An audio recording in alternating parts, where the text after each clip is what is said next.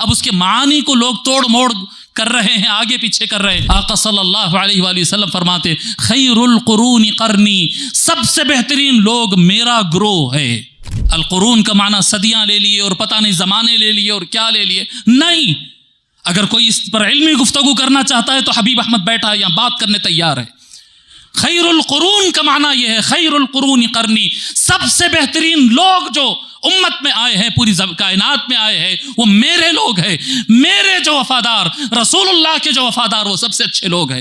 اگر ان کے بعد کسی کا درجہ آتا ہے تو سرکار فرماتے ثم الذین یلونہم، پھر ان کے بعد آنے والے لوگ، یہ مولا علی کے اصحاب ہیں۔ ثم الذین یلونہم، مولا علی علیہ السلام کے اصحاب یہ سب سے بہترین لوگ ہیں۔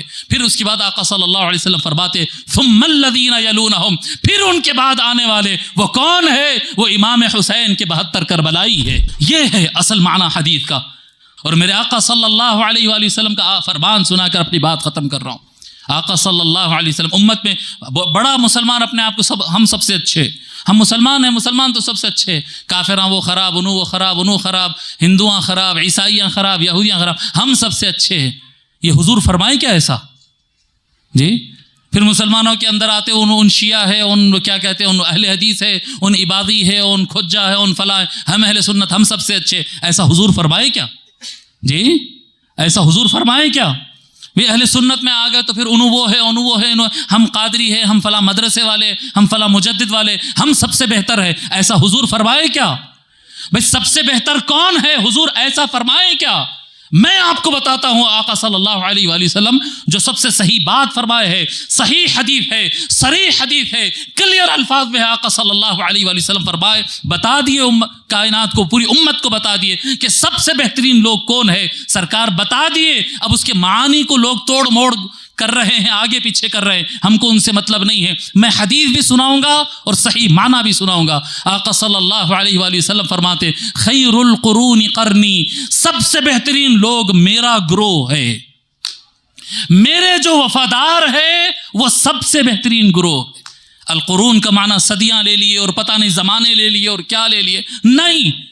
اگر کوئی اس پر علمی گفتگو کرنا چاہتا ہے تو حبیب احمد بیٹھا ہے یہاں، بات کرنے تیار ہے۔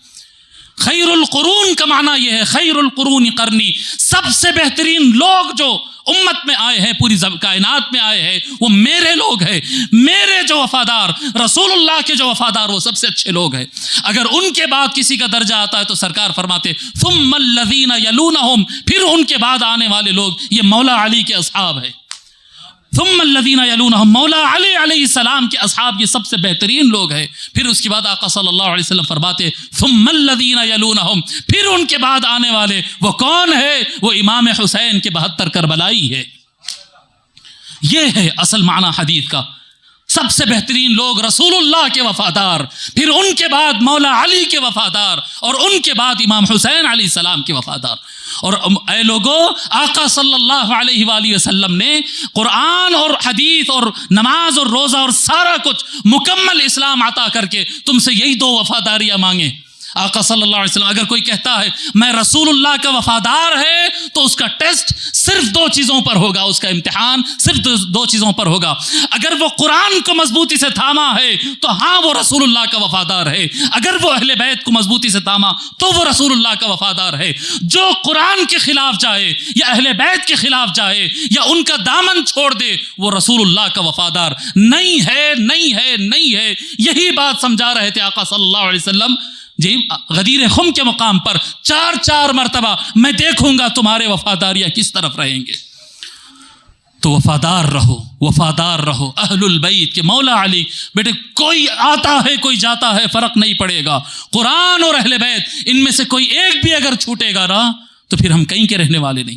صراط مستقیم کی گارنٹی، ہدایت کی گارنٹی، صحیح راستے پر چلنے کی گارنٹی قرآن ہے اور اہل بیت ہے، قرآن ہے اور اہل بیت ہے۔ یہی ضابطہ ہے آج کے زمانے کے لوگ، یہی ضابطہ ہے قیامت تک آنے والے لوگ کے لیے، یہی ضابطہ ہے محدثین کے لیے، مفسرین کے لیے، فقہاء کے لیے، ائمہ کے لیے، تابعین کے لیے، صحابہ کے لیے، سب کے لیے ایک ہی ضابطہ ہے، قرآن اور اہل بیت، قرآن اور اہل بیت، قرآن اور اہل بیت۔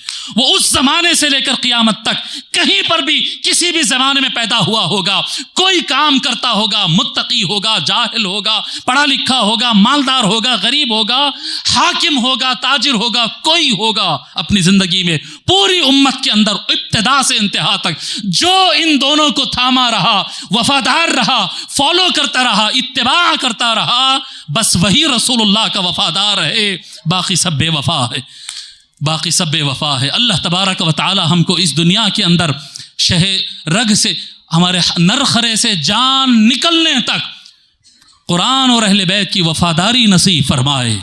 اللہ تبارک و تعالی ہم کو رسول اللہ کا وفادار بنائے۔ اللہ تبارک و تعالی ہم کو اسلام کا وفادار بنائے، قرآن کو اور اہل بیت کو مضبوطی سے تھامنے والا بنائے۔ وما علینا الا البلاغ۔ السلام علیکم۔